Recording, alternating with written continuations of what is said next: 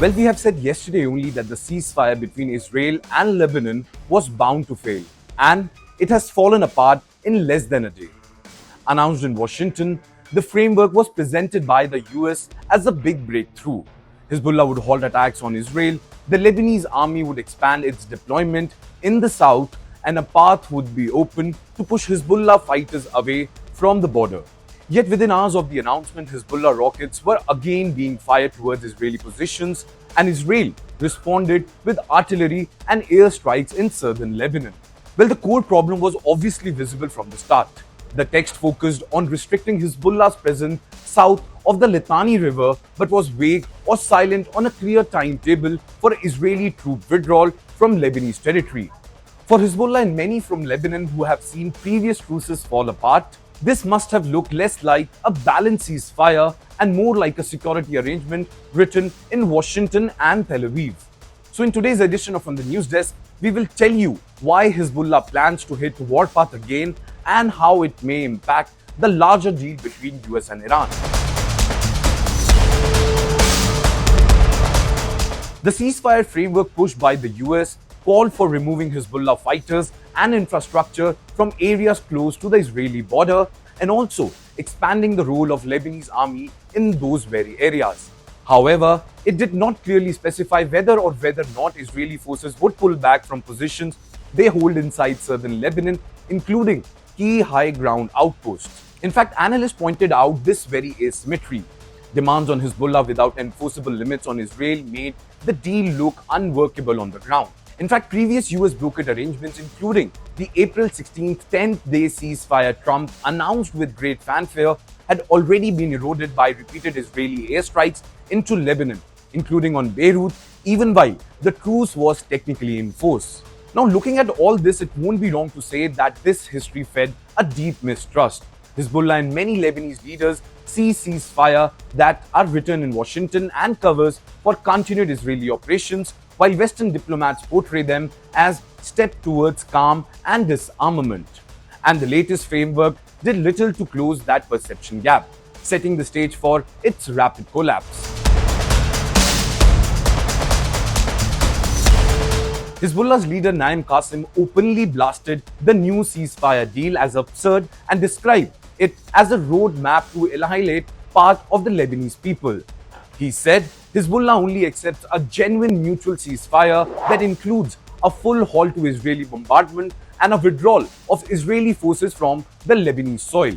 In fact, Qassem also argued that as long as villages in southern Lebanon are being bombed and civilians are being killed, Hezbollah will keep fighting and northern Israel will not be safe, signaling that the group intended to maintain its deterrent posture. In fact, he also says that the US drafted text was imposed over Lebanon's head, calling it an insult to our country that Washington dictates the term and speaks on behalf of the Lebanese government.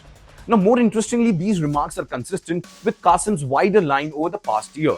He has repeatedly rejected calls for Hezbollah's disarmament, insisting that the group will not give up weapons that protect us from our enemy, while Israeli forces still occupy positions in southern Lebanon and continue airstrikes.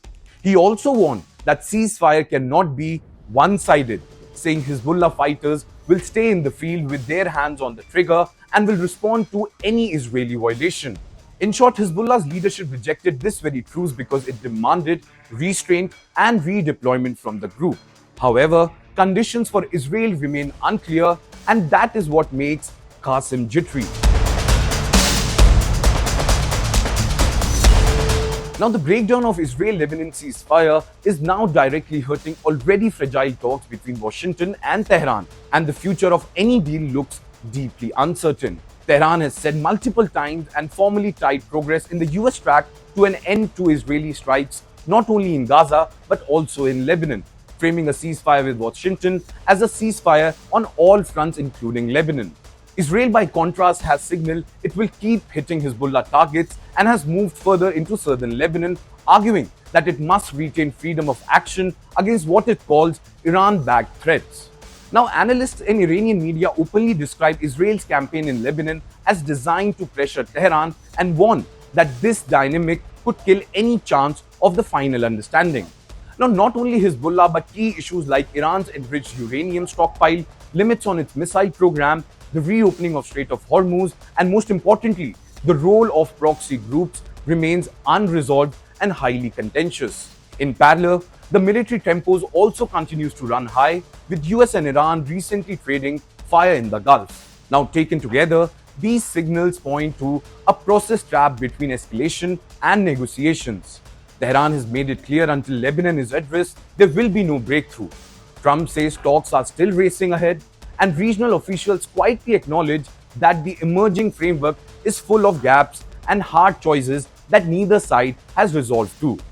But what can be said with certainty is that the Lebanon front is now deeply entangled with the US-Iran file, but beyond that, things are unclear as to exactly where the talks stand or whether this fragile diplomatic track can survive another round of missiles and failed ceasefire.